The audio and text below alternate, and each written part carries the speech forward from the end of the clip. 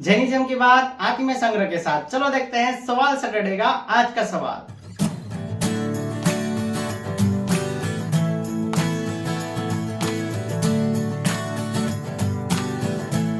जय जिनेंद्र मित्रों, प्रणाम, नमो नमः। सवाल सैटरडे एपिसोड 8 हम प्रारंभ करें उनसे पहले बता देते हैं कि सवाल सैटरडे क्या है। अगर आप नए आए हो तो हमारे चैनल को सब्सक्राइब कर लीजिएगा, क्योंकि ऐसे ही सवाल सैटरडे के वीडियो आते रहेंगे। सवाल सैटरडे के अंदर ऐसा है कि आपके मन के अंदर कोई भी सवाल हो जैनिज्म के रिलेटेड, तो वह सवाल आप घर बैठे बैठे पूछ सकते हैं। और सवाल पूछने के लिए लिंक जो है डिस्क्रिप्शन में हमने रखा हुआ है, तो वहां से आप सवाल पूछ सकते हैं। और सवाल पूछने के बाद जो है उसका जवाब जो है शनिवार को आपको वीडियो में सवाल सैटरडे के एपिसोड में मिल जाएगा। तो आपके मन में हो कोई भी सवाल, उसका जवाब मिलेगा आत्मीय संग्रह के साथ। तो सवाल आपका, जवाब हमारा। और इसके साथ ही आज का पहला सवाल जो है वह हम देखते हैं। तो आज का पहला सवाल यह है कि आत्मा की उत्पत्ति कैसे हुई, और यह सवाल पूछने वाले हैं हर्षित भाई जैन। तो चलो देखते हैं इसका जवाब क्या है। तो पहली बात मैं ये बता दूं कि आत्मा की उत्पत्ति हुई नहीं है, अर्थात आत्मा अनादि अनंत काल से है ही, मतलब पहले से ही है और अनादि अनंत काल तक रहने वाली है। देखो, जब आत्मा मोक्ष की प्राप्ति करते हैं तो वही आत्मा रहती है। आत्मा का नाश नहीं होता, शरीर का नाश होता है। परमात्मा महावीर स्वामी भगवान ने भी शरीर का त्याग किया था, लेकिन महावीर स्वामी भगवान के अंदर जो रही हुई आत्मा थी वह आत्मा मोक्ष में गए।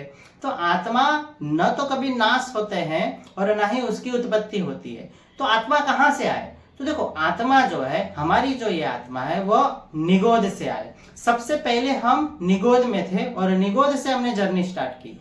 जब एक जीव केवल ज्ञान की प्राप्ति करके मोक्ष पहुंचते हैं, अर्थात मोक्ष की प्राप्ति करते हैं, तभी एक जीव जो है निगोद में से सबसे पहली बार निकलते हैं। और सबसे पहली बार जब निकलते हैं तो उस प्रोसेस को कहते हैं अव्यवहार राशि में से व्यवहार राशि में आना। अर्थात निगोद के अंदर रहते हैं उसको कहते हैं अव्यवहार राशि, और निगोद से जैसे ही बाहर निकलते हैं उसे कहते हैं व्यवहार राशि।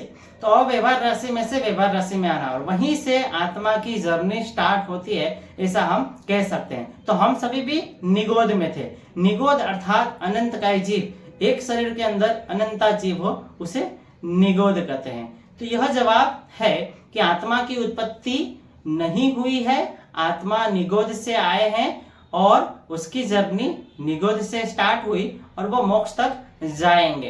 ओके, और ऐसा पूछा जाए कि निगोद के अंदर कितने जीव हैं, तो अनंता जीव हैं। मोक्ष के अंदर कितने जीव हैं, तो अनंता जीव हैं। और यही सवाल अगर 10,000 साल के बाद भी पूछा जाए कि निगोद के अंदर कितना जीव है, तो वही जवाब आएगा अनंता जीव है। और मोक्ष के अंदर कितना जीव है, तो ही जवाब आएगा अनंता जीव है। अर्थात यह प्रोसेस कंटिन्यू चलने ही वाला है।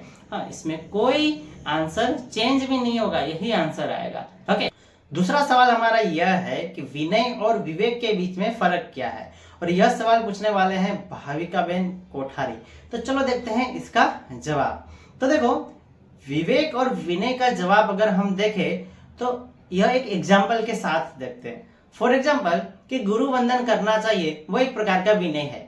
हाँ, गुरु के प्रति विनय है, इसीलिए हमें गुरु वंदन करना चाहिए और इसीलिए हम गुरु वंदन भी करते हैं। लेकिन विवेक अर्थात क्या, कि गुरु वंदन कब करना चाहिए उसका आंसर हमें पता होना चाहिए। पता हो तो उसे कहते हैं विवेक। अर्थात गुरु वंदन हम कर सकते हैं, वो विनय हो गया। और जैसे कि महाराज साहब अगर बैठे हैं, हाँ, तब हम गुरु वंदन कर सकते हैं। लेकिन महाराज साहब गोचरी बोराने के लिए जा रहे हैं, रास्ते से जा रहे हैं, तब हम गुरु वंदन करने लगे तो वह उचित नहीं है। तो वह विनय विवेक नहीं कहलाएगा। क्षमा समनो हमने दिया और हमने विनय जो है वो तो कर लिया, लेकिन क्षमा समनो देने का भी एक उचित समय होता है। जैसे कि साहब जी सो रहे हैं, तब अगर हम क्षमा समना दे तो वह अविवेक कहलाएगा। क्यों? तब क्षमा समना नहीं दे सकते, तब वंदन भी नहीं कर सकते। उसी प्रकार से विनय अर्थात कि हमें क्या करना है, और विवेक अर्थात हमें कब करना है। ये दोनों एक दूसरे के साथ जुड़े हुए हैं।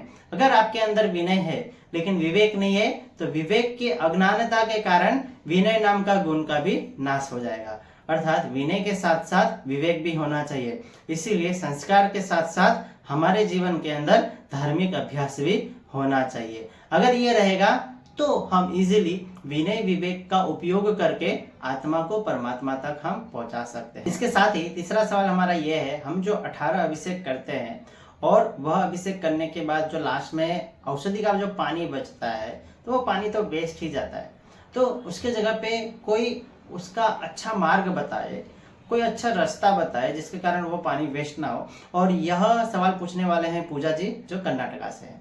तो चलो देखते हैं इसका जवाब। तो देखो 18 अभिषेक जो हम करते हैं उसके अंदर पानी बनाने की विधि अभी अभी हमें देखने को मिलता है, लेकिन एक्चुअल में विधि अगर बात करें तो विलेपन करने की विधि होती है, अर्थात जो औषधि होती है वही औषधि लेके हमें प्रभु का विलेपन करना होता है।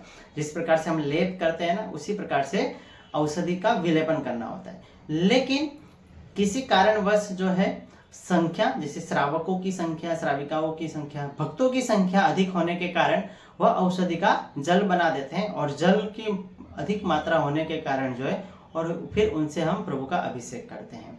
ओके, लेकिन इसमें कोई प्रॉब्लम नहीं है, ये भी कर सकते हैं, लेकिन समस्या वहां पे होती है अगर पानी बच जाए। तो देखो पानी अगर लास्ट में बच जाता है तो पानी इसी प्रकार से बनाओ कि जितने भक्तगण आए हैं उनको ध्यान में रखे। अगर 50 भक्तगण आए हैं तो उनको ध्यान में रख के ही जो है औषधि का पानी बनाया जाए, न ज्यादा बनाया जाए और न ही कम बनाया जाए। उनको ध्यान में रख के, हाँ थोड़ा सा बचे तो कोई इश्यू नहीं है।